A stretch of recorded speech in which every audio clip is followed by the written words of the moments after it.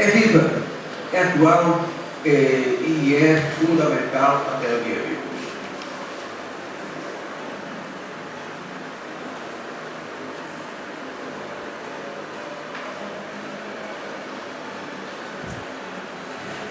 Vou começar então a colocação para hoje, analisando essas coisas, isso é, o estoicismo do ponto de vista do justnaturalismo e dos direitos humanos. E começo de onde nós paramos na semana passada, ou mês passado, que é Aristóteles.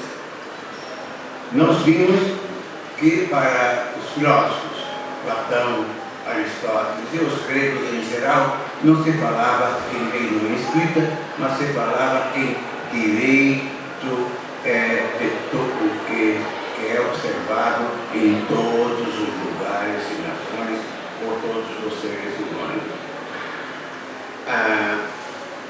Portanto, a lei universal para Aristóteles é a lei da natureza, como ele diz, e eu citei essa passagem no outro dia na retórica, citando o livro da retórica.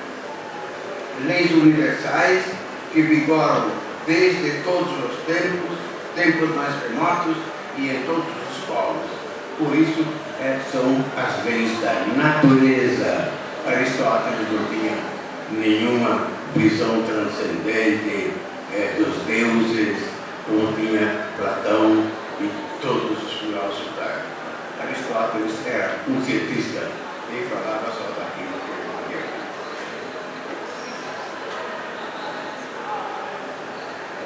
Os históricos, então, tratam com extrema competência esses temas, a natureza e a ética, sobretudo a ética, como desenvolvemos agora. Vamos começar com uma descrição geral da natureza.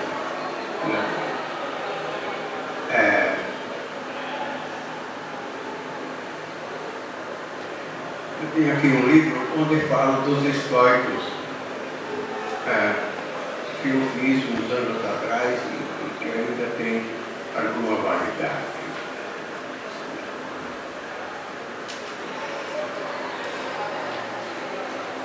É que nós não temos aqui um quadro, mas eu fiz um círculo, e esse círculo explica praticamente toda a filosofia da natureza de Aristóteles.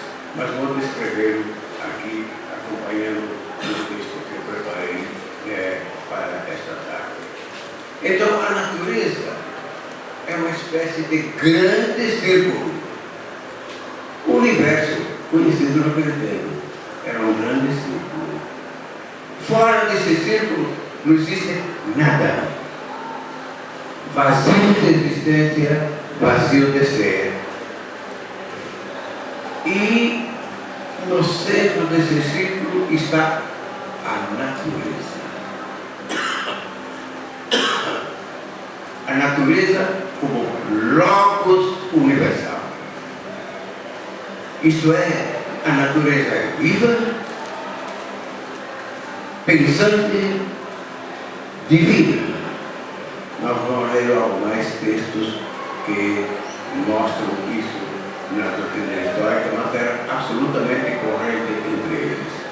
Então, também os deuses não estão fora dos círculos, mas nascem como nós, vivem como nós, têm os nossos vícios, as nossas virtudes e morrem. São companheiros intrínsecos da vida humana.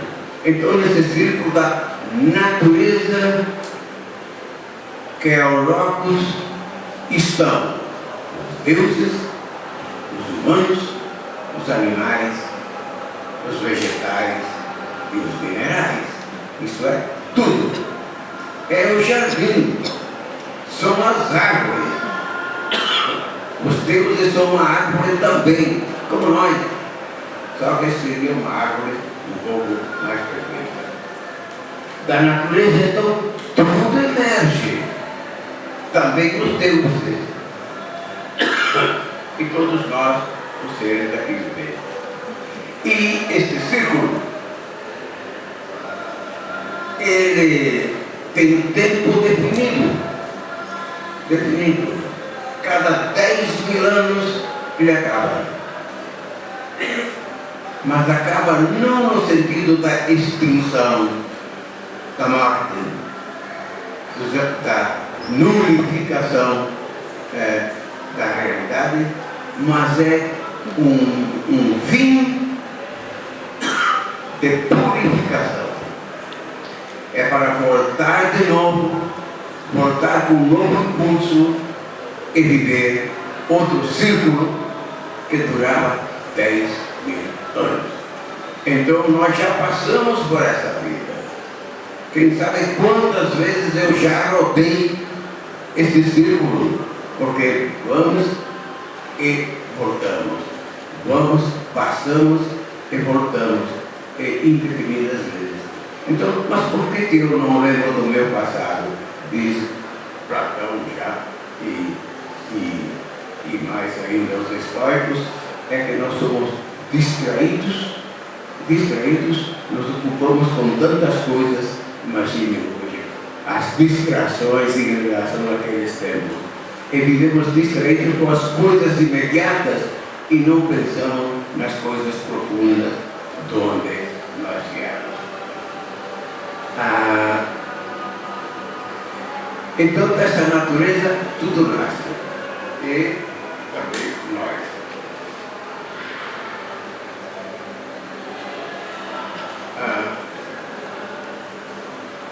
Portanto, a natureza é a totalidade de todas as coisas que vemos, uma totalidade vivente. Segundo, todos estes são realidades físicas que vivem e morrem como todos nós. Por isso nós temos uma mãe comum, que é a Terra. A carta da Terra diz isso mesmo. A mãe comum, carta da Terra. E agora, recentissimamente, nesses últimos meses, saiu um documento da Igreja Católica, assinado pelo Papa Francisco, chamado Louvado Sejas. É exatamente isso. Nada mais. O que está nesse documento está nos jornais, mas nos jornais não está o espírito que o anima. Isso é um espírito ético, um espírito global, depois dos históricos. Isso é só pela filosofia, ou então também as religiões têm, mas não é possível chegar a isso pelo sistema, por exemplo, científico, ou simplesmente ecológico. Para juntar todas essas coisas que formam o sistema ecológico, precisa de uma dimensão mais profunda que as liga, que as unifica. Então, é isso.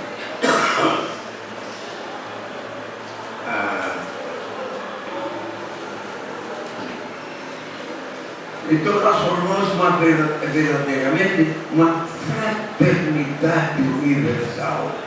Falaremos disso mais a fundo quando falarmos da ética.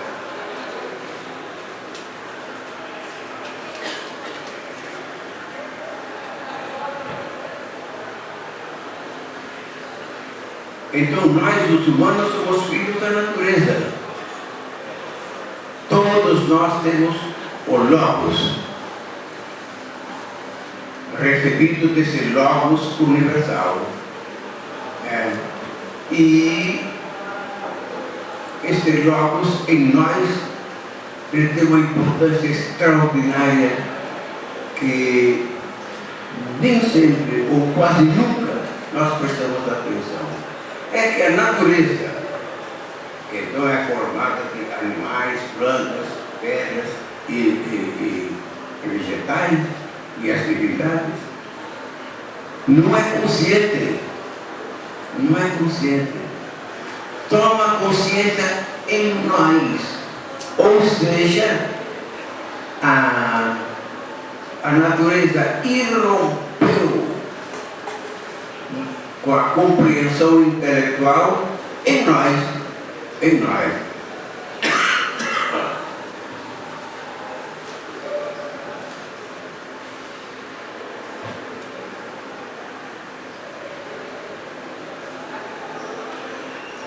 Então, é muito importante este pensamento que se encontra inclusive nas religiões e na tradição bíblica do Antigo Testamento, a qual vou me referir daqui a pouco. Cabe então exatamente a esse logos humano, logos inteligente, que é capaz de pensar e nomear cada coisa, que é capaz de pensar um conjunto delas e fazer a filosofia da natureza, como estamos fazendo usando o modelo histórico. Nós podemos usar o de Ranchonas, né? É a mesma coisa. Então, a natureza adquire, através de nós, exatamente essa consciência global. E cabe ao ser humano cuidar da natureza. A ele não cabe destruir ou então explorar, dominar a natureza. Exatamente o que nós fazemos hoje. É exatamente a crítica da Carta da Terra e também agora do Papa Francisco, ou seja, é necessário que nós nos compreendamos para a natureza e saber que nós fomos produzidos pela natureza para protegê-la. Nós somos a cabeça pensante deste universo todo.